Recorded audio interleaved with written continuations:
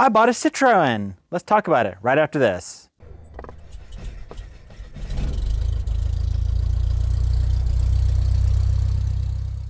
And here is my new to me 1955 Citroen Traction Avant 11BL, 11L, it's a Legere. This is a Belgian built car, but let's get into it and talk a little bit more in details. So for anyone been on the channel for a while, and I'll put a link down below, I used to have a Citroen Traction Avant. It was a 1957, but it needed full restoration. It was a massive, massive project car, and I let it go. I sold it a year or so ago, maybe a little bit more, a couple of years ago. I don't know, it's been a while. Because I came to the conclusion that it was too much of a project and I had too many other things happening in my life, and realistically it probably wasn't going to happen. And I was not looking for any other cars. I've got too many things, but this car popped up locally in my town for a very good price, and it's complete. It's all there. It has some issues here and there, but you know, it's here. It's all there. Everything that needs to be is there. And I couldn't say no. It's hard. I mean, how can you say no to this? It's a cool car, and I really have always wanted one. I had one. It was too much work, and I was kind of sad I sold it. But this one, oh, this one is good. It's gonna be perfect. So let's take a little bit of a closer look at it. Now the other one I had was a Paris-built car at Carysgarage. Like I say, this one's a Belgian-built, and they're very similar. There's a couple little minor differences, but it does have, unlike my other car, which are so difficult to get, correct headlights. Well, these are Marchands. They are French headlamps, but they are complete. The glass is good, so that is incredible. The grill's in pretty good condition. It has a little bit of a dent right there, but whatever. It is not its original color. It has been painted this two-tone, which personally I think is absolutely lovely. I kind of started messing around the other day with just a rag and some buffing compound and got some of the oxidation off, and the color's coming out pretty nice. So I'll probably just end up cleaning it really well, buffing out the paint, just making it look decent, and just gonna leave it the way it is. It's a perfect condition to be a driver vehicle. This is a Volkswagen Beetle front turn signal. It was actually kind of a popular thing they used to do many years ago. It does have a little bit of rust here and there. It's got some patch panels, but whatever. It doesn't really bother me. It does also have Beetle taillights back here with kind of like just truck style, like cab lights on it. It's there, it works. I'll probably change them at some point. It has the license plate accessory Roby, I think, little trim cover on there. Overall in all, it's a pretty solid car. Well, except for some of the rust, but for what it is and what I want with it, it's fantastic. Take a look in the engine compartment. Does have the clamshell hood. The original props are not correct. I'm gonna have to order a set of those. Does appear to have its original engine. This is a 1911cc 4-cylinder. This is kind of the engine they modeled the later DS engines out of, with a Hemi head, but this one does not have a Hemi head. And I did put a brand new 6-volt battery in it. We'll talk about that here in a minute. What I believe parked it and was kind of a bit of the issue. It also appears that the brakes were rebuilt at some point. I was pulling off the trailer and I had my nephew tap the brakes, and they work great. It's got the hand crank pawl right there on the front of the transaxle. And yeah, I don't know how well it'll show, but the transmission's right there because the engine is actually backwards. This is a front wheel drive car, what Traction Avant means. If we go over this side, I do have the intake and exhaust manifold off because the starter did not work. And I believe that's actually what parked this car. It was a bad starter and no one knew where to get it or how to fix it. So I pulled it out. And I also discovered there was a crack in the exhaust manifold, so it was easier to pull the manifolds off to get the starter out because it's not exactly a lot of room right there.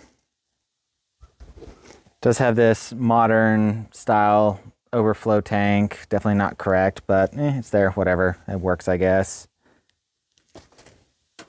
Got the, see, little show on camera, Oil Mobile 1 Citroen.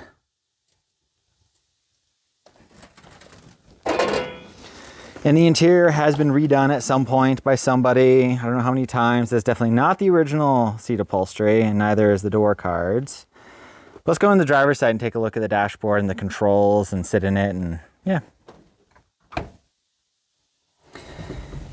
Here's the dashboard and the speedometer here. It is in kilometers, essence for fuel, batterie for the charge.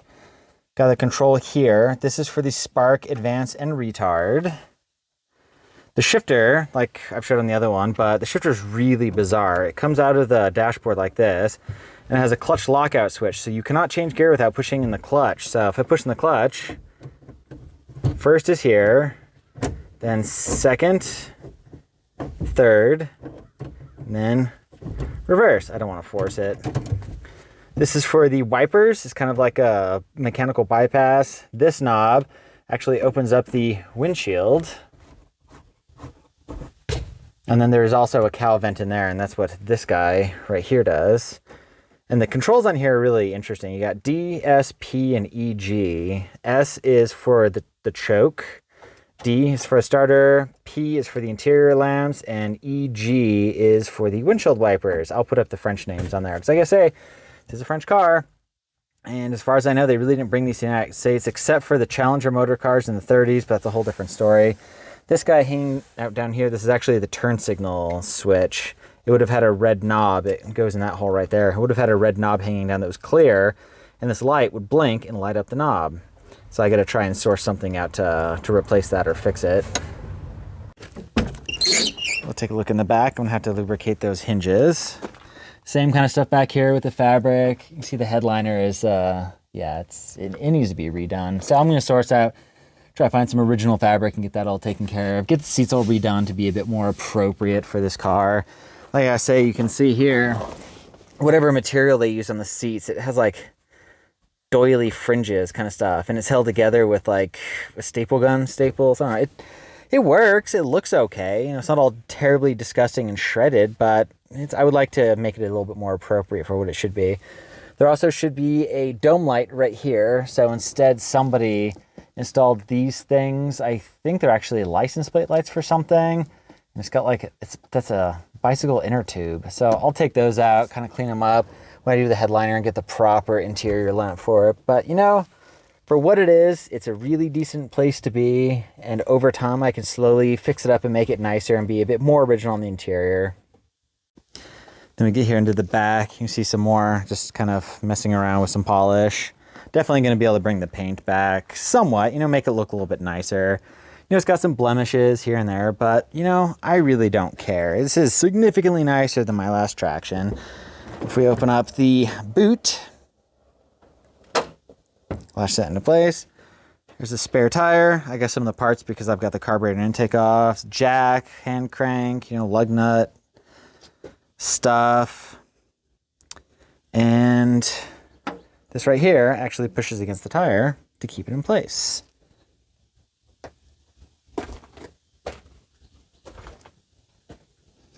The bumpers are in fairly decent condition. You know, it's got a few little bumps and blemishes here and there, but that is perfectly fine with me.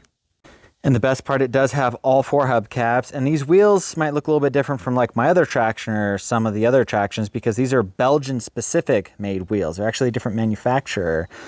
I would like to find a set of Michelin pilots for this car, but those wheels are very hard to find and really expensive, so these will have to do.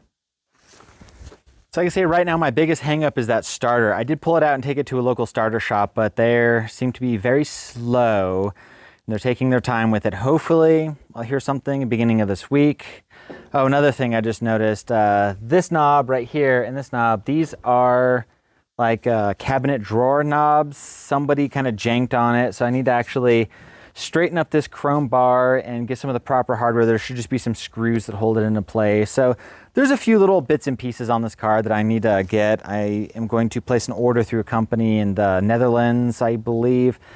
This sells a lot of Traction parts. The windshield rubber is not correct. It doesn't even sit in there correctly. So I'm gonna get some rubber for it, reseal a couple of the things. You know, like this flap right here. Looks like somebody might have put some like silicone on it. So I'll get some proper seals for that. There's a few pieces under the engine compartment that I'm gonna have to kind of figure out. Thankfully, a fair amount of the parts for this car are available. You do have to get them overseas, but there's a fair amount of stuff that you can get for it. But really for now, the biggest hurdle is get this thing running, make sure it runs decently. There's nothing really wrong with the engine or transmission because the transmissions on these are fairly delicate.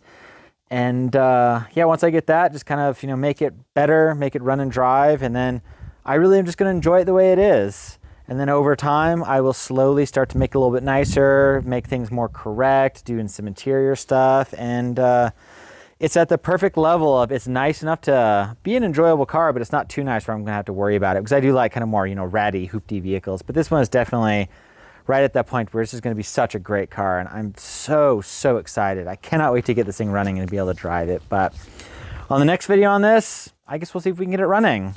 Just to get this thing fired up, see what it sounds like. And weirdly enough, of all my years in the Citroen world, I've never driven a Traction. This is my second one. I've ridden in several, never driven one. So fingers crossed, this will change that and I will be able to finally drive a Citroen Traction Avant or an 11CV or 11BL, 11L, whatever. But yeah, Citroen Traction, fantastic car. I'm super excited. Anyways, thanks so much for watching. I really appreciate it and catch you on the next one.